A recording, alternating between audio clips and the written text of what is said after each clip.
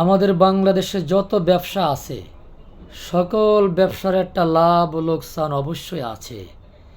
কিন্তু এমন একটা ব্যবসা বাংলাদেশে আছে যে ব্যবসার কোনো লোকসান নাই, সবই লাভ।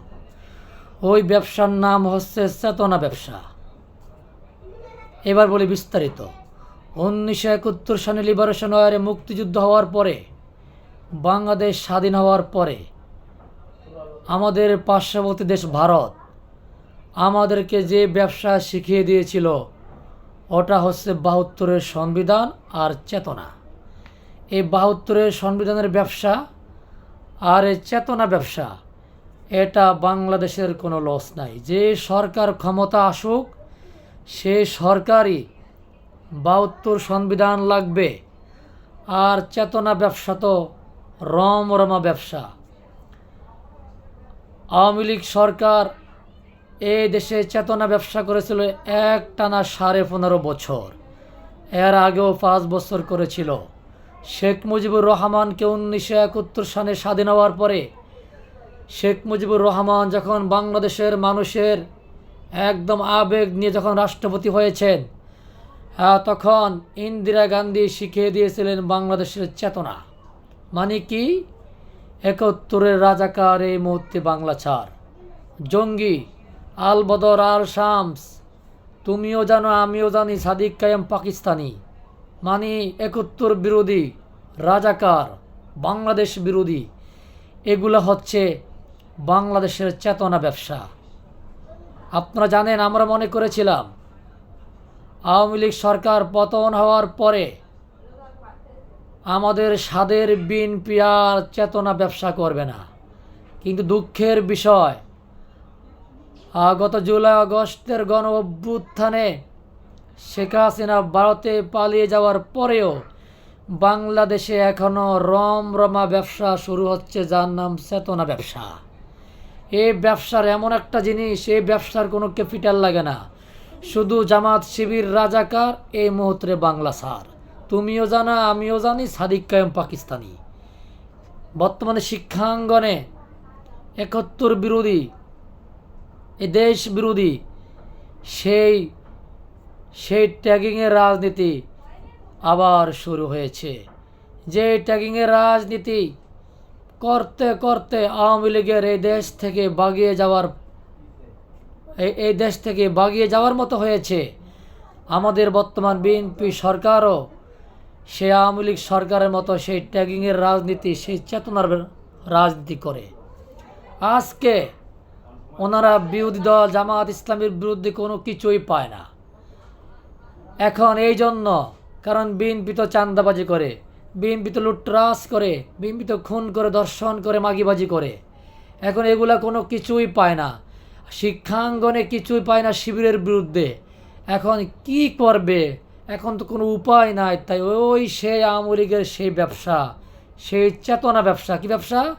71-এর রাজাকার এই মুহূর্তে বাংলা ছাড়। এই বিএনপিকে বুঝতে হবে, যেই শব্দের কারণে শেখ হাসিনার পতন হয়েছিল, যেই শেখ হাসিনা বলেছিল আমরা মুক্তিযোদ্ধার সন্তানকে চাকরি দেব না, আমরা কি রাজাকারের সন্তানকে চাকরি দেব?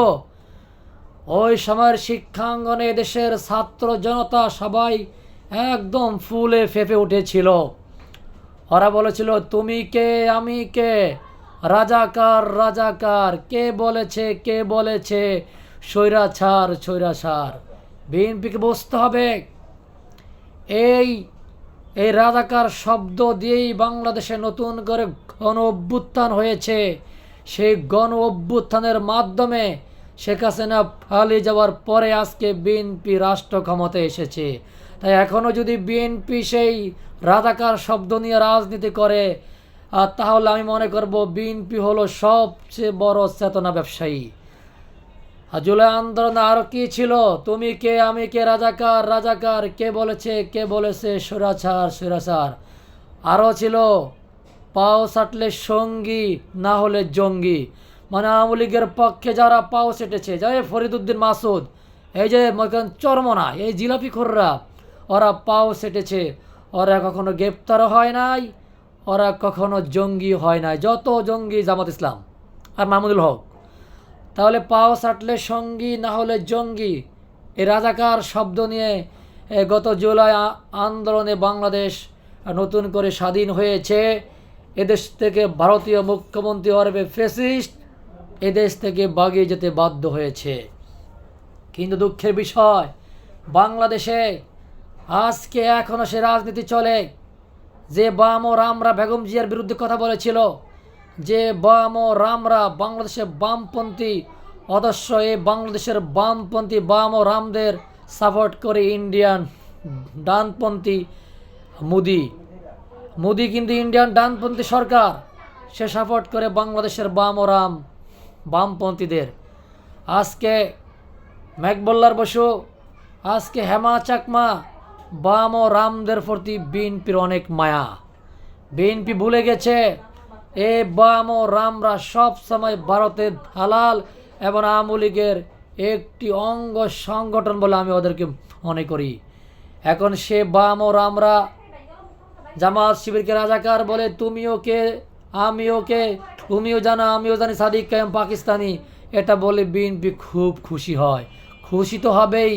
বিএনপি মনে করে এখন জামাত ইসলামী তাদের মূল হলো প্রতিদ্বন্দ্বী। আওয়ামী লীগ সরকার ও জামাত ইসলামকে মূল প্রতিদ্বন্দ্বী মনে করেছে। তাই এখন বিএনপি জামাত ইসলামকে যে বকুক না কেন বিএনপি খুশি হয়। আমরা দেখেছি জগন্নাথ বিশ্ববিদ্যালয়ের সামনে পাকিস্তানি পতাকাকে অবমাননা করা হলো, পাকিস্তানি পতাকা নিয়ে অবমাননা করা হলো। আমরা দেখলাম ওখানে আওয়ামী লীগের ছাত্রলীগের ফলাফান ফেসবুক পেজে ওরা বলে, আমার ভাইরা আমরা তোমাদের পক্ষে আছি। তাহলে ছাত্রদল পাকিস্তানের পতাকাকে অবমাননা করলো জগন্নাথ বিশ্ববিদ্যালয়ে, কিন্তু ছাত্রলীগ খুশি হলো এবং বাম ও রামরা জামাত শিবিরকে রাজাকার বলে, আওয়ামী লীগ খুশি হয়। এবং বর্তমানে পিনাকি ভট্টাচার্য, কনক চরোয়ার, বিশেষ করে ইলিয়াস হোসাইন, এই তিন সাংবাদিক, আবার এই তিন সাংবাদিকের বিরুদ্ধে আগে একসময় আওয়ামী লীগ লেগেছিল, বর্তমান সেম বিএনপি লেগে আছে। তো এর মানিটা কি?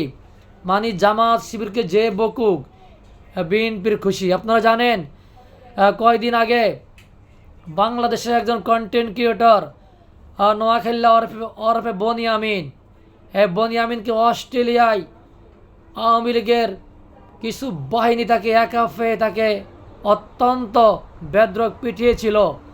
বাংলাদেশের বিএনপির ফেসবুক পেজ, সামাজিক যোগাযোগ মাধ্যমগুলো আমরা দেখেছি বনিয়ামিনকে উচিত শিক্ষা দিয়েছে আমাদের প্রবাসী ভাইয়েরা, মারলো তাকে আওয়ামী লীগের লোকেরা। আর বাংলাদেশের বিএনপির ছাত্রদল, বিএনপির অঙ্গ সংগঠনের সকল খুশি হয়। অস্ট্রেলিয়ায় কেন বনিয়ামিনকে মেরেছিল? প্রবাসীরা মেরেছে, আওয়ামী লীগ মেরেছে এটা বলে না। এর মানে হলো জামাত ইসলামীর পক্ষে যারা কথা বলে, ওরা যেই হোক না কেন, ওদেরকে মারলে আওয়ামী লীগ আগে খুশি হতো, এখন বিএনপি খুশি হয়। এর মানে কি? ওই যে চেতনা ব্যবসা, সেই চেতনা ব্যবসা দিয়ে বিএনপি আবার রাজনীতি শুরু করেছে। আমি মনে করি এই চেতনা ব্যবসা দিয়ে আওয়ামী লীগ বেশি দিন রাজনীতি করতে পারে নাই। আওয়ামী লীগ বাংলাদেশ থেকে তার সম্মান নিয়ে যাইতে পারে নাই। তাই বিএনপিকে বুঝতে হবে আওয়ামী লীগ যে ব্যবসা নিয়ে রাজনীতি করেছিল, আওয়ামী লীগ যে ট্যাগিং নিয়ে রাজনীতি করেছে, আমরা সেই ট্যাগিং নিয়ে রাজনীতি করব কেন? দুঃখের বিষয় অনেক ইসলামিক দলও দেখি জামাত শিবিরকে বলে রাজাকার। তাই আমি একটা কথা বলি, যদি বিএনপি নতুন স্বপ্ন দিয়ে রাজনীতি করতে চায়, জামাত শিবিরের বিরুদ্ধে কিছু বলতে চায়, তাহলে বিএনপিকে অবশ্যই আওয়ামী লীগের সেই চেতনা ব্যবসা বাদে নতুন কোনো শব্দ এনে জামাত শিবিরের বিরুদ্ধে বলতে হবে। কিন্তু ওই যে ভারতের শিখিয়ে দেওয়া সেই চেতনাদারী ব্যবসা, রাজাকার শব্দ নিয়ে বিএনপি রাজনীতি করলে বাংলাদেশে বেশি দিন টিকতে পারবো বলে আমি মনে করি না। আল্লাহ হাফেজ।